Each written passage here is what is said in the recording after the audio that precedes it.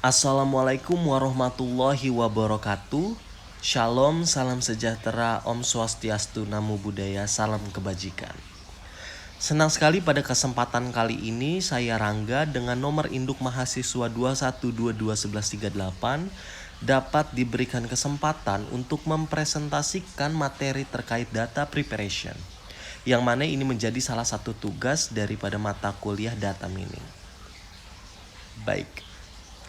Apa sih tujuan kami untuk mempelajari materi terkait data preparation? Yang pertama adalah dapat menganalisis representasi dasar dan karakteristik kumpulan data mentah dan juga data besar. Yang kedua, dapat menerapkan teknik normalisasi yang berbeda pada atribut numerik. Yang ketiga, dapat juga mengenal berbagai teknik untuk persiapan data, termasuk atribut transformasi. Lalu dapat juga membandingkan berbagai metode untuk eliminasi nilai yang hilang. Dapat juga membangun sebuah metode untuk representasi seragam dari data yang bergantung pada waktu. Kemudian dapat juga membandingkan berbagai teknik untuk mendeteksi outlier. Lalu yang terakhir adalah dapat menerapkan beberapa teknik pra-pemrosesan data. Kita masuk ke materi yang pertama, yaitu representasi data mentah. Every sample is described with several features, and there are different types of values for every feature. We will start with the two most common types, numeric and categorical. Jadi ada dua types, yaitu numerik dan juga kategorial.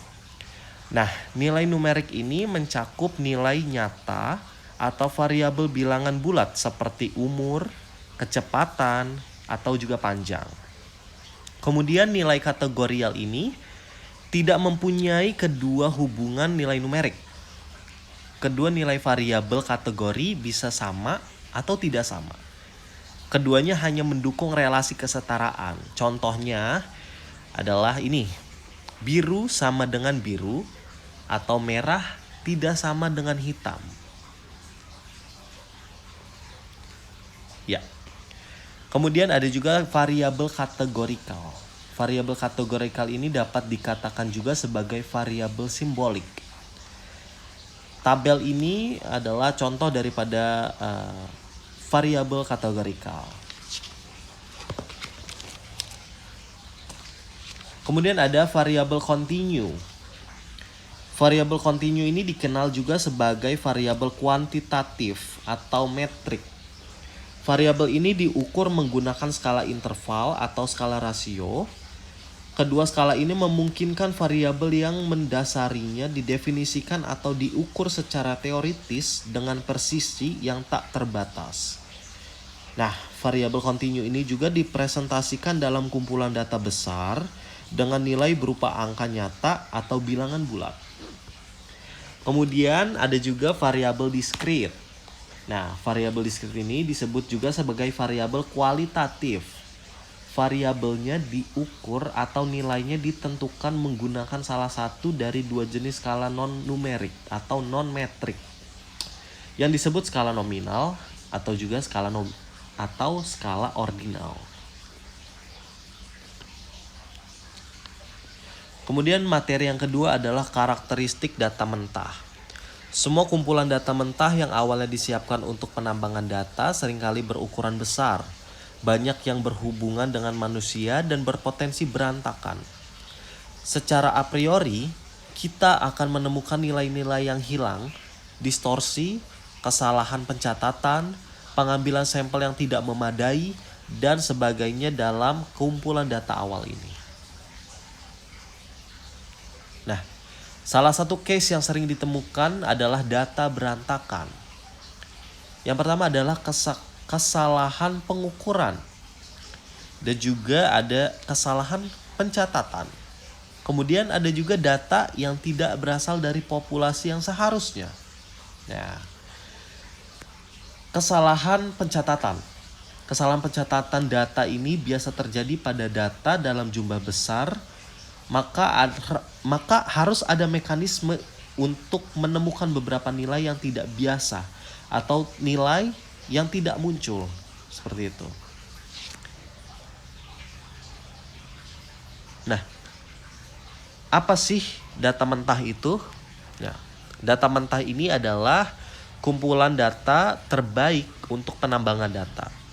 Banyak transformasi mungkin diperlukan untuk menghasilkan fitur yang lebih berguna untuk metode penambangan data tertentu seperti prediksi atau klasifikasi.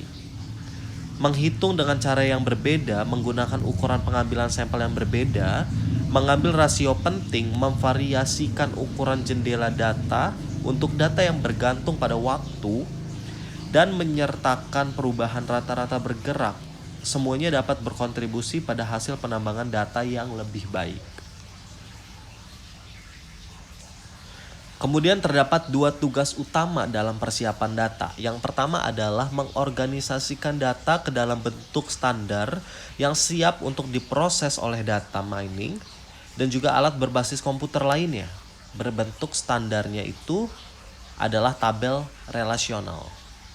Kemudian yang kedua adalah menyiapkan kumpulan data yang menghasilkan kinerja penambangan data terbaik. Lalu materi yang ketiga adalah transformasi data mentah.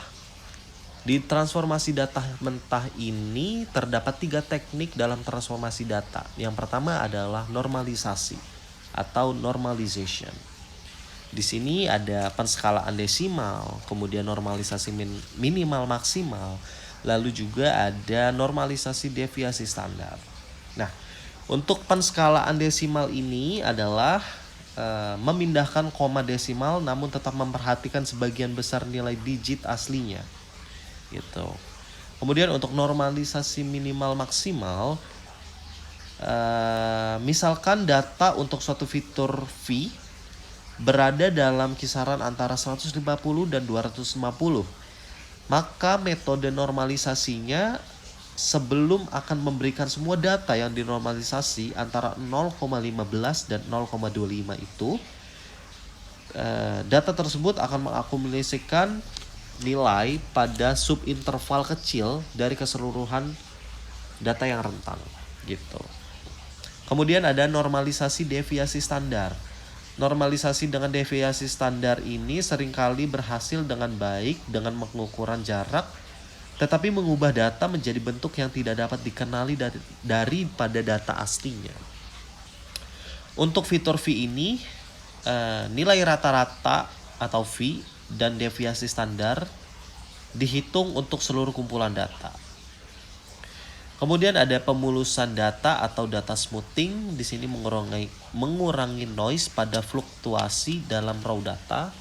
Lalu yang ketiga adalah perbedaan dan rasio atau differences and ratios, yaitu differences untuk mengidentifikasikan fluktuasi, lalu ratios adalah untuk memahami hubungan dua variabel. Kemudian materi yang keempat adalah missing data. Data yang tidak ada dalam suatu kumpulan data ini disebabkan karena kesalahan input. Nah, missing data dapat berdampak terhadap analisis data dalam data mining. Kemudian ada solusi dari missing data. Di sini ada 3 solusinya. Yang pertama adalah ganti semua nilai hilang dengan suatu konstanta global.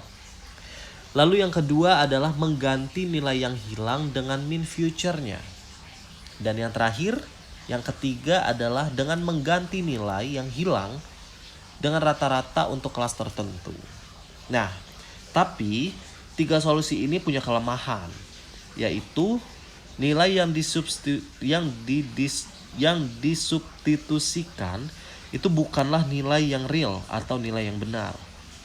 Nilai yang diganti akan menghomogenesikan kasus-kasus dengan nilai yang hilang menjadi subset seragam yang diarahkan ke kelas dengan nilai yang paling banyak hilang. Atau dengan kata lain, membuat kelas buatan. Kenapa? Karena jika nilai yang hilang diganti dengan konstanta global yang bersifat tunggal untuk semua fitur, nantinya ini nilai yang mulanya tidak diketahui secara implisit, lalu kemudian dapat dijadikan faktor positif yang tidak dapat dibenarkan. Seperti itu. Kemudian ada materi yang kelima, ini time dependent data atau data yang bergantung pada waktu. Data yang nilai dan interpretasinya sangat bergantung pada faktor waktu.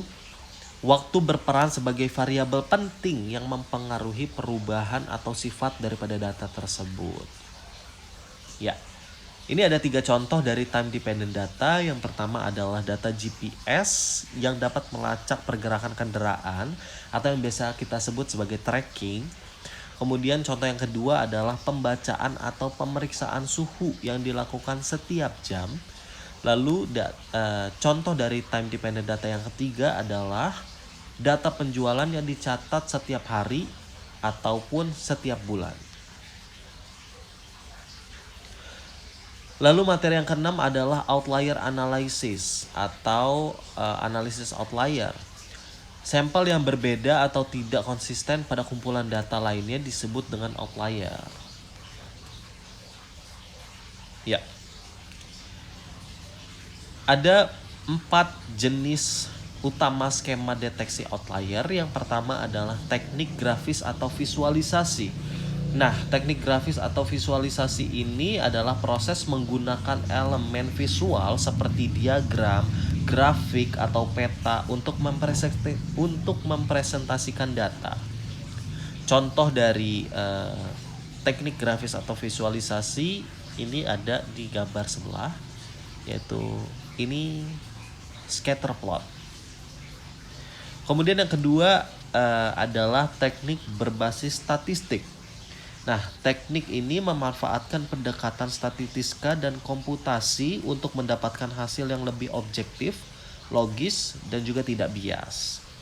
Kemudian yang ketiga adalah teknik berbasis waktu. Teknik ini mengurutkan pengamatan secara rinci dari suatu variabel atau objek yang ditangkap pada interval waktu yang terdistribusi secara merata. Nah, teknik ini penting untuk digunakan ketika memiliki data terkait prediksi sesuatu dari waktu ke waktu dengan menggunakan data masa lalu. Kemudian yang terakhir adalah teknik berbasis model, yaitu teknik yang dapat digunakan untuk menunjukkan struktur logis dari data. Kemudian model basis data ini menjelaskan hubungan dan aturan yang menentukan bagaimana data dapat disimpan, dapat diatur, dan juga dapat dimanipulasi.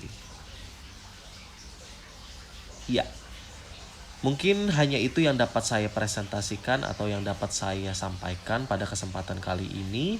Kurang lebihnya mohon maaf. Semoga materi ini dapat memberikan wawasan ataupun ilmu tambahan untuk saya pribadi dan untuk teman-teman semua.